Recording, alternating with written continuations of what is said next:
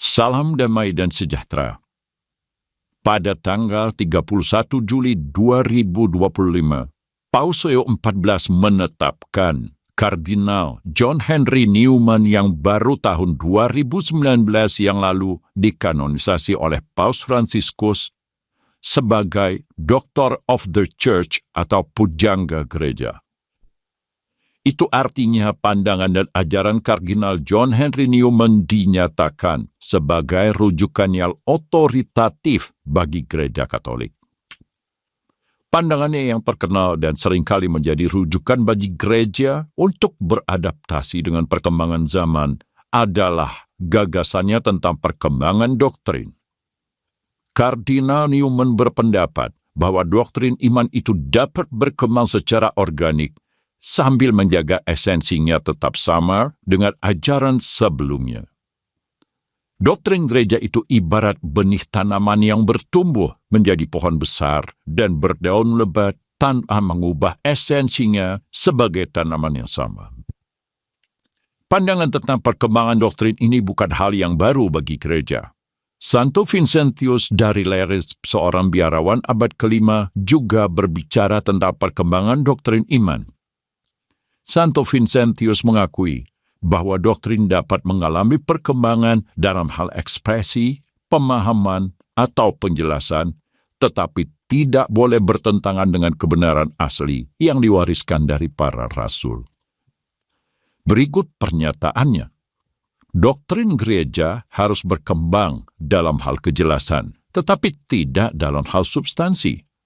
Apa yang sebelumnya dipercaya secara implisit dapat menjadi eksplisit seiring waktu. Santo Vincentius mengambil contoh doktrin Trinitas dan inkarnasi yang secara implisit sudah ada dalam kitab suci, namun baru dijelaskan secara eksplisit melalui konsili-konsili. Itu adalah perkembangan doktrin yang benar. Santo Vincentius juga mengambil analogi pohon yang bertumbuh untuk menjelaskan perkembangan doktrin yang benar. Untuk menentukan manakah perkembangan doktrin yang benar dan organik, Santo Vincentius memberikan kriteria berupa kanonnya yang terkenal.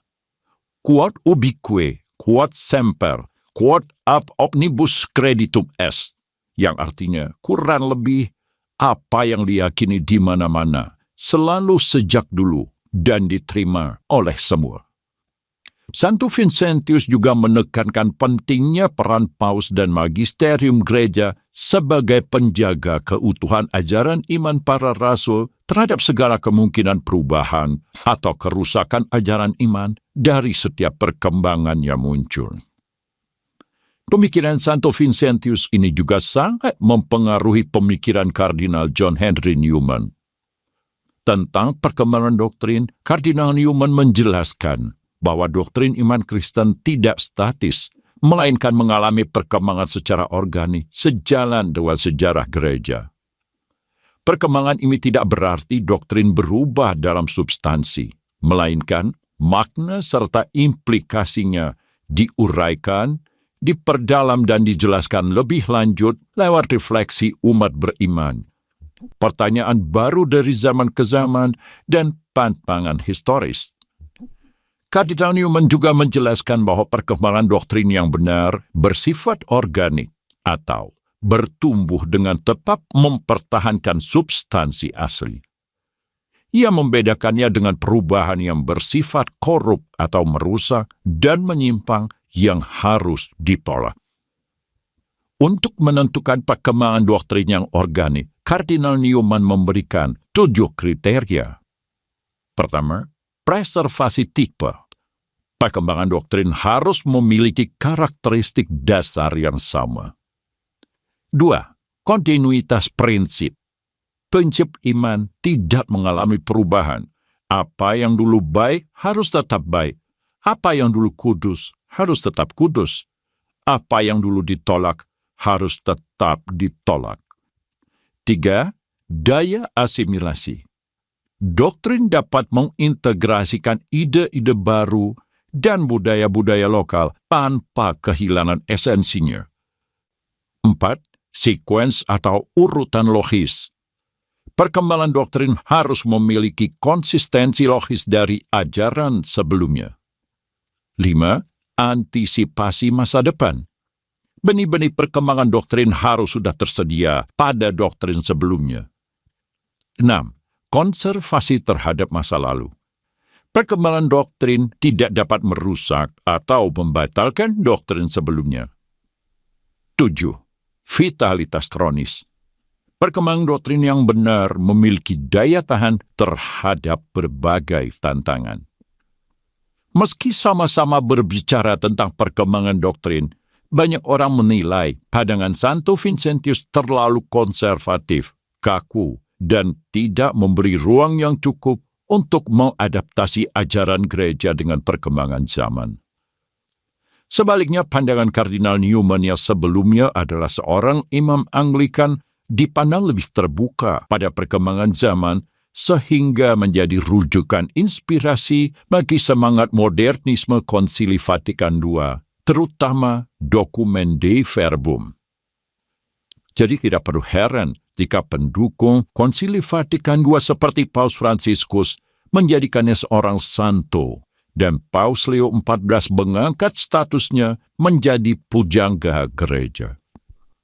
Perbedaan keduanya bisa dipahami karena Santo Vincentius membuat pernyataan-pernyataan tentang perkembangan doktrin dalam konteks menjaga keutuhan ajaran iman untuk melawan berbagai ajaran bigat yang menggerogoti gereja pada masa itu.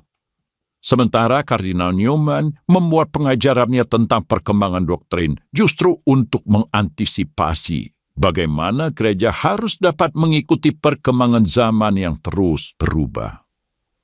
Jadi Santo Vincentius berupaya menjaga keutuhan ajaran gereja dari berbagai perubahan, sedangkan Kardinal Newman justru mempersiapkan gereja untuk menerima perubahan. Sebenarnya tidak ada pernyataan eksplisit dari Kardinal Newman yang membenarkan prinsip modernisme atau perubahan ajaran gereja mengikuti perkembangan zaman. Kardinal Newman tetap setia pada pandangan bahwa perkembangan doktrin dibenarkan sejauh tidak mengubah substansi ajaran gereja. Tapi kecenderungannya yang lebih terbuka pada perkembangan zaman membuat pernyataan-pernyataannya sering dimanfaatkan untuk melakukan pembenaran terhadap prinsip-prinsip modernisme. Berikut adalah pernyataan Kardinal Newman yang menjadi dasar dari penyesatan penting dalam Dei Verbum, suatu penyesatan yang menjadi pintu masuk bagi perubahan ajaran gereja yang terus-menerus sesuai prinsip bidat modernisme. Doktrin bukanlah sesuatu yang diberikan sekali untuk selamanya dan dipahami dengan sempurna sekali untuk selamanya, melainkan kumpulan kebenaran yang terus berkembang, sebuah proses asimilasi yang berkesinambungan namun bertahap.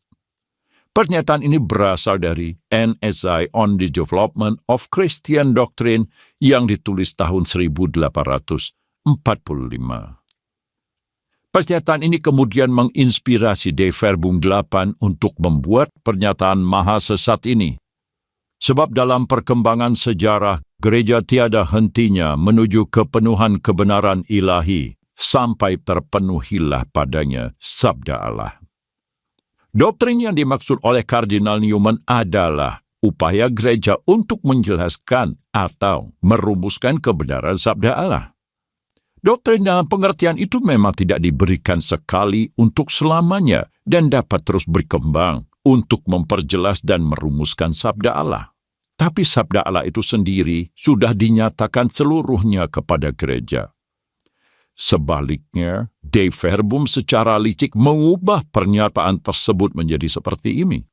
Sabda Allah belum dinyatakan secara penuh dan gereja masih sedang berproses menuju kepenuhan sabda Allah. Ini bertentangan langsung dengan pernyataan Tuhan kita dalam doanya kepada Bapa di malam perjamuan terakhir. Sebab segala firman yang engkau sampaikan kepadaku telah kusampaikan kepada mereka, dan mereka telah menerimanya. Yohanes 17 ayat 8. Yesus Kristus yang adalah sabda Allah dan seluruh kebenaran telah menyatakan seluruh sabda Allah itu kepada para rasul. Artinya, Yesus Kristus telah menyatakan seluruh kebenaran yang utuh kepada gereja. Jadi bertentangan dengan pernyataan Dei Verbum 8, Gereja Katolik sudah menerima seluruh kebenaran yang penuh yang tidak akan berubah sampai akhir zaman. Roh Kudus yang diutus Yesus Kristus untuk mengajar gereja tidak menyatakan ajaran-ajaran baru atau melengkapi kebenaran yang sudah dinyatakan secara penuh oleh Yesus Kristus. Roh Kudus menyertai gereja untuk menjelaskan dan memperdalam makna kebenaran yang sudah dinyatakan Yesus Kristus kepada para rasul. Ini seperti dinyatakan dalam Konsili Vatikan I. Sebab Roh Kudus dijanjikan kepada para penerus Petrus bukan agar mereka melalui wahyunya dapat memperkenalkan suatu doktrin baru, melainkan agar melalui bantuannya mereka dapat dengan tekun menjaga dan dengan setia menjelaskan wahyu atau warisan iman yang disampaikan oleh para rasul. Jadi pernyataan Dei Verbum 8 yang mengatakan gereja masih berproses untuk menerima kepenuhan kebenaran adalah pintu gerbang bagi upaya perubahan ajaran gereja yang terus-menerus untuk mengikuti perkembangan zaman.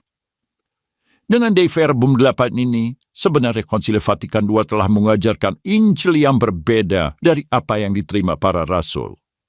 Oleh karenanya Konsili Vatikan II dan semua yang mendukung dan mengajarkannya telah berada di bawah kutukan Rasul Paulus. Galatia bab 1 ayat 8 hingga 9. Meski membenarkan perkembangan doktrin, baik Santo Vincentius dari Lerins maupun Kardinal Newman percaya bahwa ajaran gereja tidak dapat berubah. Keduanya percaya gereja telah menerima sabda Allah yang penuh dan sempurna, sehingga tidak boleh diubah atau ditambah dengan kebenaran-kebenaran baru apapun. Tapi Konsili Vatikan II melalui Dei Verbum telah mengubah paradigma ini dengan menyatakan gereja belum menerima kebenaran sabda Allah yang penuh demi memberi peluang bagi perubahan ajaran gereja yang terus-menerus untuk mengikuti keinginan-keinginan dunia yang terus berjalan menuju kebinasaan. Salah satu alasan mengapa ada Misa Novus Ordo adalah untuk mengantisipasi perubahan ajaran gereja. Misa Latin tradisional yang liturginya sudah baku jelas tidak akan cocok bagi gereja konsili yang ajarannya akan terus berubah mengikuti perkembangan zaman. Untuk gereja konsili yang ajarannya akan terus berubah itulah dibutuhkan Misa Novus Ordo yang terbuka bagi segala macam perubahan dan pembaharuan. Jadi sekarang menjadi jelaskan mengapa Misa Novus Ordo semakin lama semakin hancur lebur? Sekarang saatnya mengajukan pertanyaan bagi para pengacara Konsili Vatikan II dan semua orang yang percaya Konsili Vatikan II adalah karya Roh Kudus. Bagaimana pandangan Anda tentang pernyataan Dei Verbum 8 yang dikutip tadi? Apakah itu sekedar suatu kesalahan redaksional atau memang Dei Verbum 8 berpandangan bahwa gereja Katolik belum menerima kebenaran sabda Allah yang penuh? Jika itu kesalahan redaksional, maka hal itu membuktikan bahwa Konsili Vatikan II memang tidak bebas dari kesalahan. Jika pernyataan itu bermaksud mengatakan gereja belum menerima kebenaran yang penuh, maka pernyataan itu bertentangan dengan ajaran Injil Yohanes bab 17 ayat 8. Dua-duanya menunjukkan Konsili Vatikan II bukanlah hasil karya Roh Kudus, tapi karya Bapa segala dusta. Ayo, para pengacara dan supporter Konsili Vatikan II, kalian pasti bisa menjelaskan ini. Terima kasih atas perhatian Anda. Viva Christus Rey.